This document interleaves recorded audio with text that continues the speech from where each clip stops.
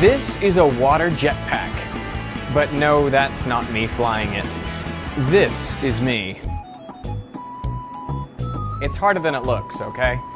But to understand how it works, we need to first talk rocket science. Rocket science is meant to be one of the most complicated things in the world, but the basic principle is incredibly simple. It's just Newton's third law. All forces come in pairs, which are equal and opposite. To demonstrate this, I'm using a fire extinguisher on a skateboard. As the carbon dioxide is forced out the back of the extinguisher, it puts a force forwards on me, causing me to accelerate.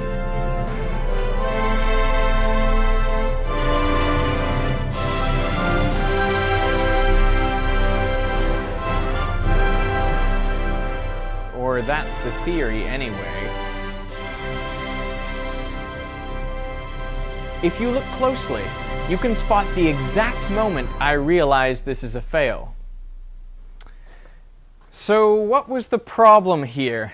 Well, the force applied to me by the carbon dioxide is equal to the rate of mass ejected out the back of the fire extinguisher, call it m dot for short, multiplied by the velocity of that exhaust gas. So in this case, the carbon dioxide wasn't ejected fast enough to create a big enough force and overcome the small frictional forces to get me to accelerate. But it can be done, as has been demonstrated many times on YouTube. When the space shuttle lifts off, exhaust gases exit the nozzle at 3 to 4 kilometers per second, ejecting an amount of mass of 9,000 kilograms per second. This creates thrust equal to 30 million newtons, or the equivalent of about 2 million decent fire extinguishers. Now, imagine you're an astronaut preparing for launch in the space shuttle. You would be seated not vertically, but horizontally, perpendicular to the acceleration. And that's because the human body is a little bit like a water balloon, where the water represents your blood and the balloon represents your harder parts like your skeleton. Now, if you're accelerated up really quickly, then your skeleton accelerates up at that rate, but your blood tends to stay where it is. And this results in the blood ending up in your feet. Now, since there's not enough oxygen going to your brain, you would black out. But fighter pilots face an arguably worse fate when they accelerate down too fast, because then the blood all rushes to their head and they suffer something called a redout, where the blood actually comes out of their eyes, nose, mouth, and ears. But back to astronauts. Since you're reclined, at worst the blood will end up in the back of your body and the back of your head, but your brain will still have enough oxygen to remain conscious. Now, as the spacecraft lifts off and starts speeding up, the acceleration is initially a very reasonable 5 to 8 meters per second squared. That's less acceleration than an object in free fall here at the surface of Earth. But as the spacecraft continues to burn fuel, its mass decreases, while the thrust remains essentially constant. Now, Newton's second law says that the acceleration of an object equals the net force applied to it divided by its mass. So as the mass decreases, the acceleration increases. And it increases at an increasing rate. So much so that at the end of the rocket burn, the thrust has to actually be limited in order to keep the acceleration from going over 3 Gs. That's 3 times the acceleration due to gravity, or about 30 meters per second squared. Now, the term G-force has been invented to give a sense of the amount of force experienced by astronauts in multiples of the force we experience every day. Right now, you're experiencing 1 G-force, probably on your butt if you're sitting down. Can you feel that force? But accelerating at 3 Gs, you would experience 3 G-forces. So the force between your back and the chair would be the same as if you had 2 of you stacked on top of you. Oh! Hey, pipe down below, huh? Oh, you guys are heavy. Oh man. You know that feeling when you're taking off in a plane and it feels like you're pressed into the seat? Well, really, it's the seat pressing into you.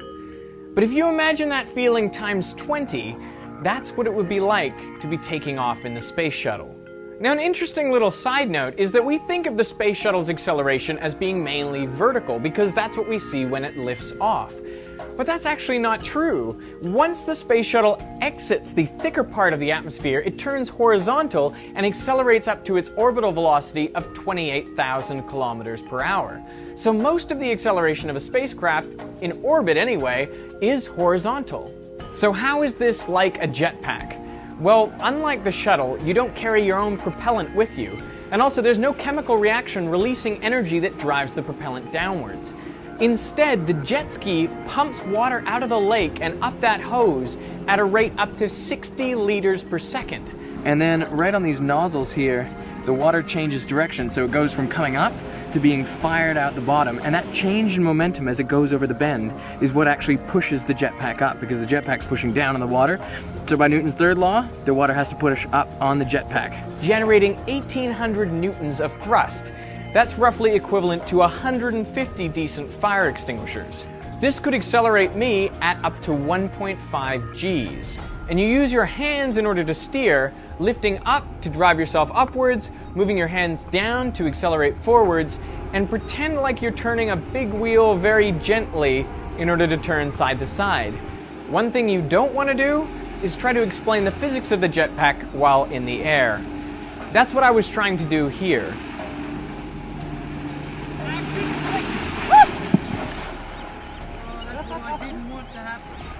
While you're learning, your thrust is controlled by your instructor. So if he sees you doing something stupid, he'll just turn off the thrust and drop you into the lake so you don't hurt yourself.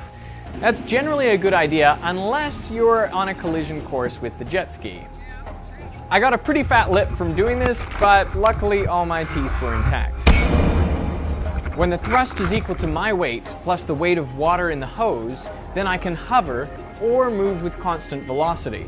It's a common misconception that you need a little bit of unbalanced force to move with a constant velocity. In truth, if the forces are balanced, you will just continue moving with whatever constant velocity you have. The other common misconception about rockets is that you need something to push off like the atmosphere. In reality, what you're pushing off is the propellant.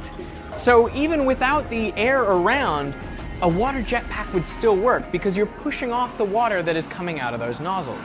If you want to go jetpacking, I recommend you go easy on the controls. I mean, the worst thing you can do is overcompensate, which I think is a typical human reaction, because you're reacting to where you are and how fast you're moving, and you're not reacting to acceleration, which is the real thing that you can control. So even if you're coming down towards the water quite quickly, you may be slowing down, so it may be okay and you don't need to adjust anything. You just kind of need to trust that the jetpack will get you out of any trouble. It's a pretty incredible experience. Feeling the power of that water rushing past you. It's the closest I've gotten to flying, really. Yeah. It's the power of physics.